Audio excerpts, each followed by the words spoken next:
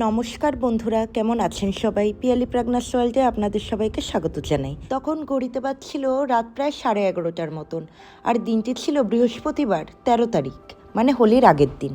রাত 11:30টার সময় আমার ব্লগটি চালু করার বিশেষ কারণ হলো, এখন আমাদের সোসাইটিতে রাত 11:30টার সময় হোলিকা দহনের আয়োজন করা হয়েছে। আমরা বাঙালিরা যেরকম দোল উৎসবের আগের দিন ন্যাড়া পোড়াই, সেরকমই এখানে হোলিকা দহনের আয়োজন করা হয়ে থাকে। প্রত্যেক বছর হোলিকা দহনের আয়োজনটি বিকেলবেলাই করা হয়ে থাকে, কিন্তু এবছর কোনো একটা মুহূর্তের জন্য হোলিকা দহনটি রাত 11:30টায় করা হয়েছে। শুধুমাত্র আমাদের সোসাইটিতেই নয়, আমাদের আশেপাশের অনেক সোসাইটিতেই এই হোলিকা দহনের আয়োজনটি দেখলাম রাত 11:30 থেকে 12টার মধ্যে করা হয়েছিল। আমাদের সোসাইটিতে যাদের মধ্যে এই হোলিকা দহনের পুজোটি করা হয়ে থাকে, তারা প্রত্যেকে এক এক করে পুজো দিয়ে দিচ্ছিল। আর আমাদের মধ্যে যাদের এই পুজোর চল নেই, তারা আমরা শুধু দেখতেই গিয়েছিলাম। এবছর যেহেতু রাত 11:30টার সময় পুজোর আয়োজনটা করা হয়েছিল, তাই এবার ভিড়টা একটু কমেছিল। আগেরবার অনেক লোক পুজো দিয়েছিল এবং ভিড়টাও প্রচুর ছিল। এরপর হোলিকা দহনের শেষে আমরা সোসাইটির মহিলারা সবাই একটু রঙও মেখে নিয়েছিলাম।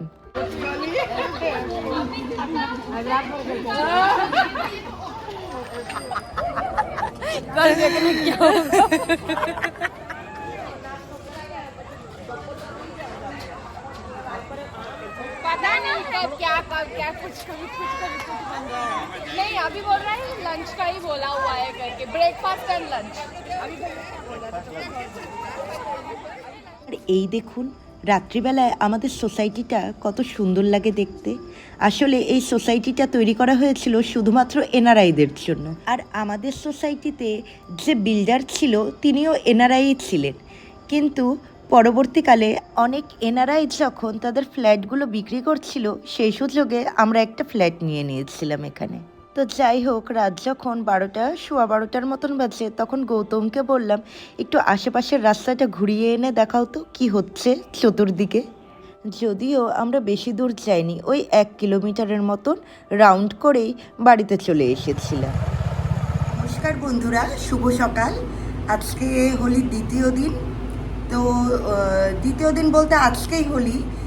আমাদের এখানে সকাল থেকেই চালু হয়ে যায় হোলি খেলা। কালকে তো দেখালাম হোলিকা দহন হলো। তো সকাল সকাল আমার সেভাবে কোনো কিছু কাজ ছিল না। সকালে এমনি বাসি ঘর দৌড় ঝাড় দিয়ে বিছানা টিছানা উঠে এখন আমি সোজা চলে যাব হোলি খেলতে। আর এদিকে আমার বাড়িতে পুজোর কাজটা মাই করছে। তো আমি এখন নিচে যাচ্ছি, নিচে গিয়ে আপনাদের দেখাবো সেখানে আমরা কি করলাম। তো মা এখানে পুজো দিতে ব্যস্ত ছিল, আর ওদিকে হোলি খেলা চালু হয়ে গেছিল। আর আমার বান্ধবীরা সমানে আমাকে ফোন করছিল যে তুই কখন আসবি, তাই আমিও চলে গেলাম ওখানে। এখন আমি লিফটে করে নিচে চলে যাচ্ছি। আমাদের কিন্তু সারাদিনের খাওয়া দাওয়ার অ্যারেঞ্জমেন্ট আমাদের নিচেই করা হয়েছে, মানে সোসাইটির থেকে। মানে আমাদের এক এক ফ্যামিলি থেকে আমরা একটা অ্যামাউন্ট পে করেছিলাম, এবং সোসাইটির লোকরা সেটারই দায়িত্ব নিয়ে ব্রেকফাস্ট এবং লাঞ্চের আয়োজনটা করেছে, যাতে আমাদের কিচেনে থাকতে না লাগে এবং আমরা ভালো মতন এনজয় করতে পারি। ব্রেকফাস্টে ছিল আমাদের বড়োদরা স্পেশাল সেভ উসাল। আমার আগেই গৌতমের ব্রেকফাস্ট হয়ে গেছিল। এখন আমি মার জন্য নিয়ে যাচ্ছি সকালের ব্রেকফাস্ট। আর আমি বাড়িতে এসেই দেখি গৌতম গুজিয়া নিয়ে এসেছিল হোলি স্পেশাল। মাকে খাবার দিয়ে এসে এবার আমি নিচে চলে গেছিলাম। সেখানে গিয়ে দেখি পুরোদমে হোলি খেলা হচ্ছিল। আমি নিচে যেতে না যেতেই আমার গায়ে 1 বালতি জল ঢেলে দিয়েছিল আমার এখানের টিনেজার মেয়েরা। আমাদের জলপাইগুড়িতে 2 দিন আমরা হোলি উৎসব পালন করলেও এখানে কিন্তু একদিনই হোলি উৎসব আমরা পালন করি। আর সেটা শুধুমাত্র আমরা আবির দিয়ে এবং জল দিয়েই আমরা কিন্তু খেলি।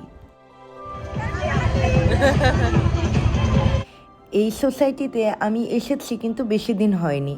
আমি প্রথমবার যখন এই সোসাইটিতে এসেছিলাম, সেবারও ভীষণ পরিমাণে এনজয় করেছিলাম হোলিতে। আর আগের বছর আমি জলপাইগুড়িতে হোলিতে ছিলাম, তাই এখানের এনজয়মেন্টটা আমার করে ওঠা হয়নি।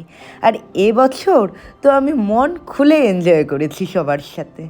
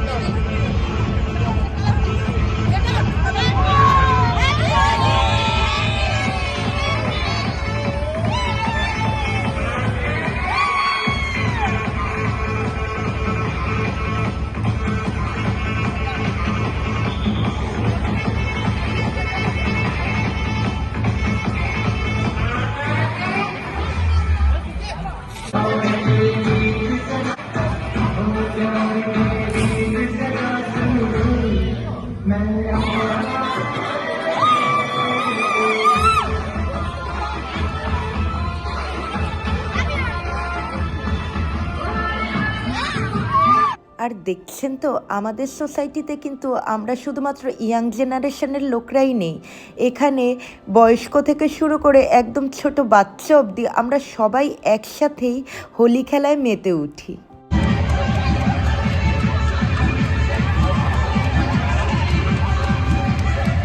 আর দেখছেন তো আমার পাশে যে আন্টিরা ডান্স করছিলেন তাদের কিন্তু এক একজনের বয়স প্রায় 60 বছর থেকে 70 বছরের কাছাকাছি হতে পারে, তার বেশিও হতে পারে। এক কথায় বলতে গেলে এখানে আমরা ইয়াং জেনারেশন এবং ওল্ড জেনারেশন সবাই একসাথে মিলেমিশে ভীষণভাবে এনজয় করি।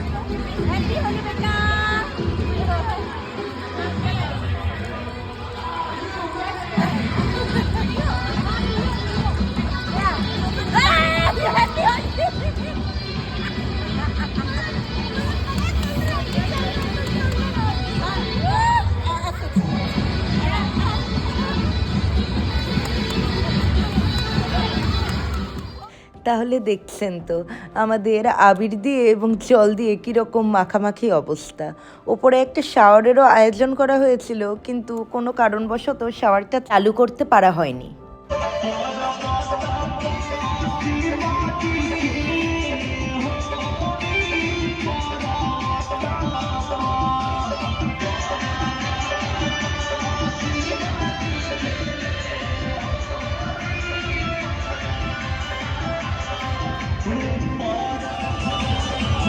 আমার অবস্থা হচ্ছে দেখতে যাবে কি পরিমাণ খেলছি আর কি দেখছিলাম তাই অনেকটা রকম উঠে গেছে।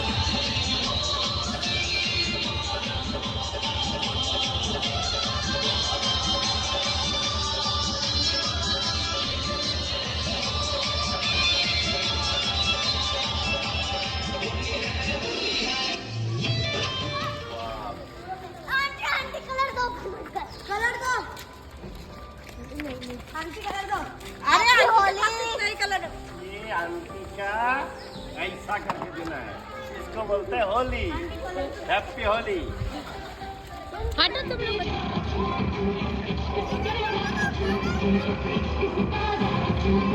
তো গৌতম বাজার যাওয়ার কারণে প্রায় 2 ঘন্টার মতন লেট হয়ে গেছিল এবং প্রায় সবাই তখন আমরা প্রায় চলেই গেছিলাম, কিন্তু আমি এই গৌতমের জন্যই অপেক্ষা করছিলাম। প্রায় 2 থেকে 2.5 ঘন্টার মতন আমরা কন্টিনিউ আবির এবং জল দিয়ে খেলেছি, তাই আমার একটু ঠান্ডাও লাগছিল, কিন্তু তবুও আমি অনেকক্ষণই প্রায় ছিলাম ওদের সাথে।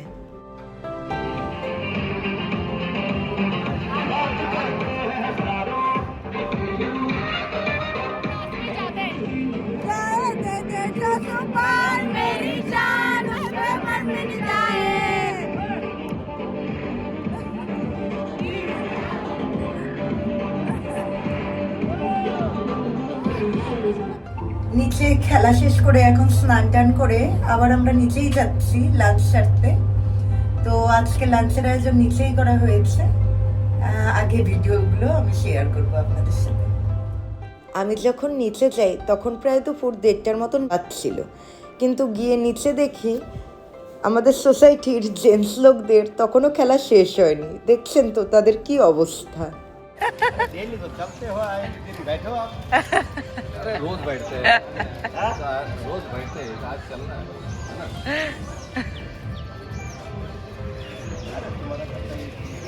उनका घंटा काय को चाहिए पता नहीं क्या ले ले আরে বাপরে,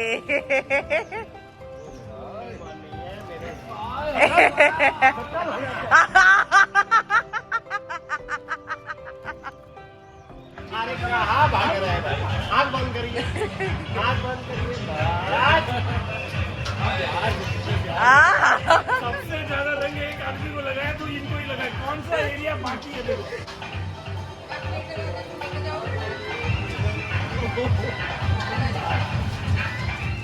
আর এই হলো আমাদের লাঞ্চের মেনু।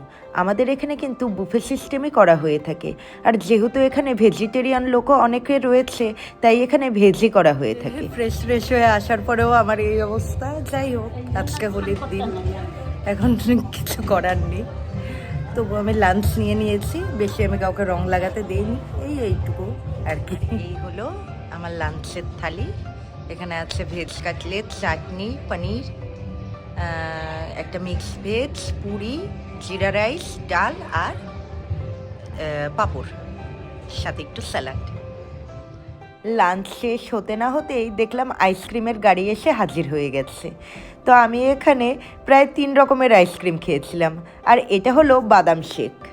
তো আজকের ভিডিওটা আমি আর বেশি বড় করছি না, তো এখানেই শেষ করছি। দেখা হবে আবার নেক্সট ভিডিওতে। Tata, bye bye.